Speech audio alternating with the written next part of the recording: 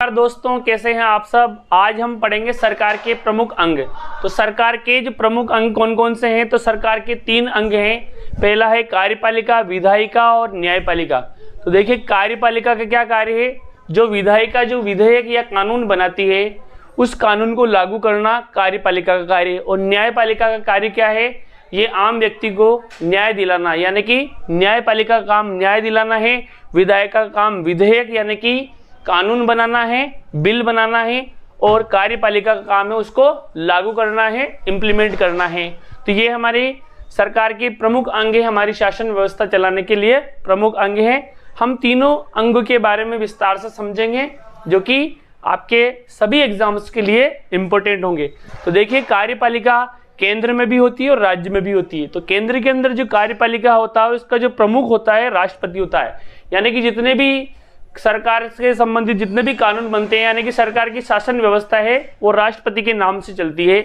और राज्य के अंदर राज्यपाल के नाम से चलती है, यानी कि देश के अंदर संवैधानिक जो प्रमुख है कार्यपालिका का वो राष्ट्रपति है और राज्य के अंदर राज्यपाल है। अब बात करते हैं अपन केंद्र के अंदर। राष्ट्रपति के बाद आते हैं उपराष्ट्रपति। राष्ट्रपति का चुनाव में लोकसभा के सदस्य, राज्यसभा के सदस्य और विधानसभा के जो सदस्य होते हैं, निर्वाचित सदस्य, वो भाग लेते हैं। और उपराष्ट्रपति के चुनाव में लोकसभा के और राज्यसभा के मनोनीत सदस्य और निर्वाचित सदस्य सभी भाग लेते हैं। तीसरे नंबर पर आता है प्रधानमंत्री। तो प्रधानमंत्री की नियुक्ति राष्ट्रपति के द्वारा की जाती है अनुच्छेद 75 के अनुसार प्रधानमंत्री की नियुक्ति। इसके बाद अन्य मंत्रिपरिषद। तो मंत्रिपरिषद की जो संख्या है, मंत्रिपरिषद की संख्या है 51वां संविधान संशोधन के अनुसार प्रधानमंत्री को जोड़ते हुए प्रधानमंत्री सहित 15% से अधिक नहीं होनी चाहिए। यानी कि कहने का मतलब अगर संसद के अंदर या राज्य के विधानसभा के अंदर अगर मान लीजिए 100 सदस्य टोटल, तो कम से कम जो मंत्री हैं कितने होंगे, मुख्यमंत्री सहित या प्रधानमंत्री सहित, केंद्र में प्रधानमंत्री सहित कम से कम कितने होंगे, 15 से ज्यादा नहीं होंगे, यानी कि 15% होंगे। अगला आता है मंत्रिपरिषद में। तो मंत्रिपरिषद में कौन कौन से मंत्री होते हैं, तो कैबिनेट मंत्री जो जिनको प्रभार दिए जाते हैं बड़े स्तर के, जैसे रेल मंत्री है, स्वास्थ्य मंत्री है, सड़क परिवहन मंत्री है, विदेश मंत्री है, इस तरह से। इसके बाद आते हैं राज्य स्तर के मंत्री, उसके बाद आता है उप मंत्री।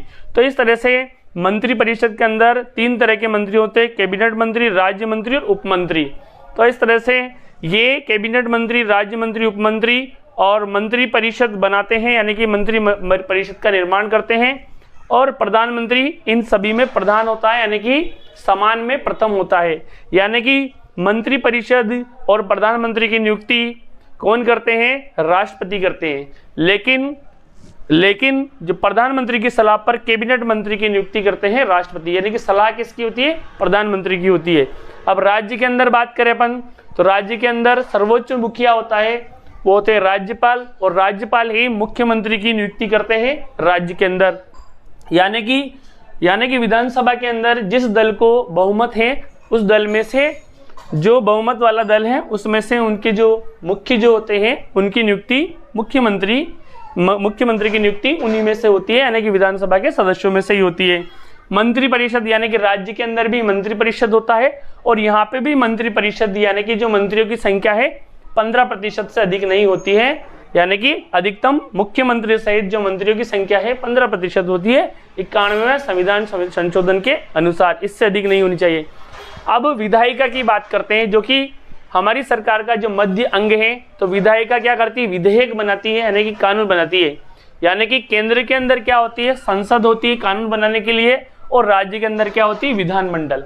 अब देखिए संसद के कितने अंग है, तो संसद के प्रमुख रूप से संसद दो सदन होते हैं, एक होता है लोकसभा, दूसरा होता है राज्यसभा। तो लोकसभा जो कि निम्न सदन है, राज्यसभा जो कि उच्च सदन है। लोकसभा से संबंधित, राज्यसभा से संबंधित हमने अलग वीडियो बना रखा है, इसके डिटेल देखने के लिए आप अलग वीडियो को देख सकते हैं। लोकसभा के अंदर जो 550 सीटें हैं ये प्रत्यक्ष चुनाव द्वारा, यानी कि इनमें जो लोग डायरेक्ट प्रत्यक्ष वोटिंग करते हैं, और लोकसभा जो है हर 5 साल बाद भंग हो जाती है। अगला आता है राज्यसभा। तो राज्यसभा जो हमारे संसद का उच्च सदन है, और राज्यसभा का सभापति उपराष्ट्रपति होता है, और इसके अधिकतम जो सदस्य हैं राज्यसभा के 250 हो सकते हैं और लोकसभा के अधिकतम सदस्य 550 हो सकते हैं पूरे देश के अंदर।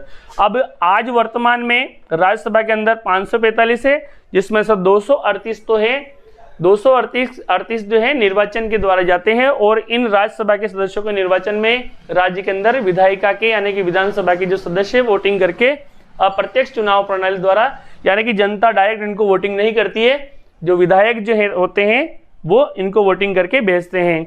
इसके बाद जो 12 सदस्य राज्यसभा के अंदर, जो 12 सदस्य उनको राष्ट्रपति साहित्य, संगीत, कला और उनके क्षेत्र में जो होते हैं, जो प्रख्यात विद्वान होते हैं, उनको 12 सदस्यों को राज्यसभा में राष्ट्रपति को मनोनयन करने का अधिकार है, यानी कि 12 सदस्यों को राज्यसभा के अंदर राष्ट्रपति मनोनीत कर सकता है।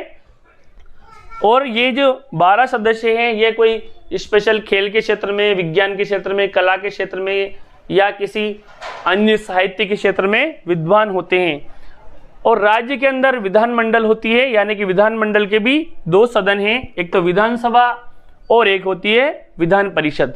तो विधानसभा प्रत्येक राज्य के अंदर है ही सही, और दिल्ली जो केंद्र शासित प्रदेश उसके अंदर भी विधानसभा है, और पंडुचेरी उसके अंदर भी विधानसभा। विधान परिषद जो कि उच्च सदन होता है राज्य विधायिका का, ये कुछ राज्यों में है, जैसे कर्नाटक में है, तेलंगाना में है, आंध्र प्रदेश में है, ऐसे कुछ राज्यों के अंदर, बिहार के अंदर है, तो कुछ राज्यों के अंदर है। तो ये हमारी कार्यपालिका, न्यायपालिका और विधायिका।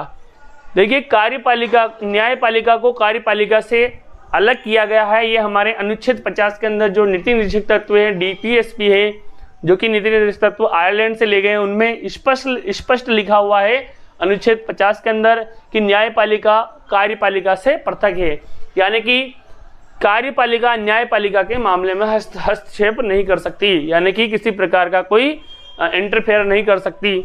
अब न्यायपालिका की बात करें, इसका मुख्य कार्य है न्याय दिलाना, और हमारे देश के अंदर सबसे जो बड़ा न्यायालय है वो है सर्वोच्च न्यायालय, जिसको सुप्रीम कोर्ट कहते हैं, सुप्रीम कोर्ट, जो कि नई दिल्ली में अवस्थित है। इसके बाद प्रत्येक राज्य के अंदर भी हाई कोर्ट है, यानी कि उच्च न्यायालय है। इसके बाद प्रत्येक जिले के अंदर भी जिला न्यायालय है, और जिसको डिस्ट्रिक्ट कोर्ट कहते हैं। इसके बाद उसके नीचे अधीनस्थ न्यायालय हैं, जो कि ब्लॉक स्तर पर या जो खंड स्तर पर होते हैं। तो न्यायपालिका का काम हमें न्याय दिलाना है, जबकि कार्यपालिका का काम देश के अंदर जो कानून को लागू करना है, जबकि विधायिका जो होती है, जो संसद जो होती है, विधायिका के जो केंद्र के अंदर संसद और राज्य के अंदर राज्य विधानमंडल, तो इनका काम क्या है, विधेयक बनाना, कानून बनाना, और जो कार्यपालिका है उस विधेयक के ऊपर हस्ताक्षर करके उसको इम्प्लीमेंट करती है, उसको लागू करती है, और जनता तक वो कानून पहुंचता है। तो दोस्तों वीडियो कैसा लगा? अगर वीडियो अच्छा लगा तो कमेंट जरूर कीजिए। Thanks for watching.